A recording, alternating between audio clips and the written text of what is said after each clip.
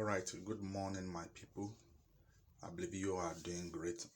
So today, I just want to talk a little bit about what I read in the scripture in the book of Mark, chapter 15. So I just want to bring out something from it. You need to be very careful of those who are envying you for the wrong reasons. You have to be careful of those who are envying for the wrong reason. I didn't say for the right reason, but for the wrong reason. If it is for the right reason, it simply means that maybe they would love to be like you, or they would love to be doing the things you're doing. But if it is for the wrong reason, which is that they are envying you because you are doing something good, so as a result, they tend to hate you, they tend to dislike you, and they want to do everything to get you hot. So that is a case we are having between Jesus Christ and the chief priest. Why did the chief priest deliver Jesus Christ, to be crucified? Why? Because Pilate said that he noticed that the chief priest, was envious of Jesus, and as a result, the chief priest incited the people so that Jesus Christ could be crucified. When you bring that into probably your environment or where you are staying or your workplace, you need to be very careful of those who are envying for the wrong reasons. Maybe because probably, you have what they don't have. They wish to have what you have, but they don't have it. So instead of them to even be, relating well with you, they just hate it, they just dislike you. And those kind of people, they can go to any length to hurt you or to do something bad to you. Now, I have a case study of myself, in my office, and the managing director of my office. You get what I'm saying?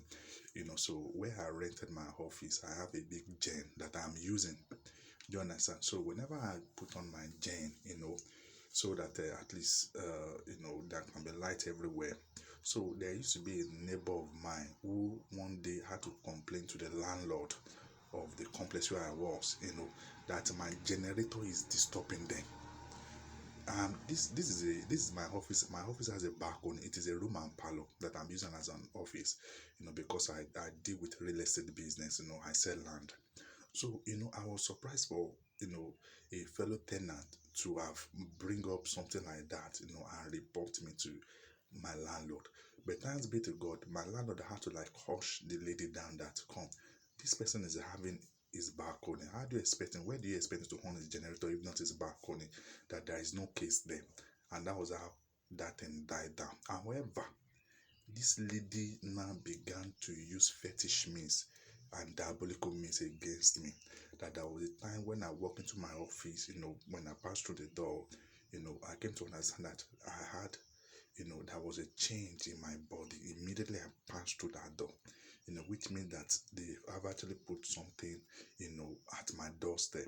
And not just that also, ever since then, whenever I go to that my office, maybe I just want to probably spend the night over there and do some prayers.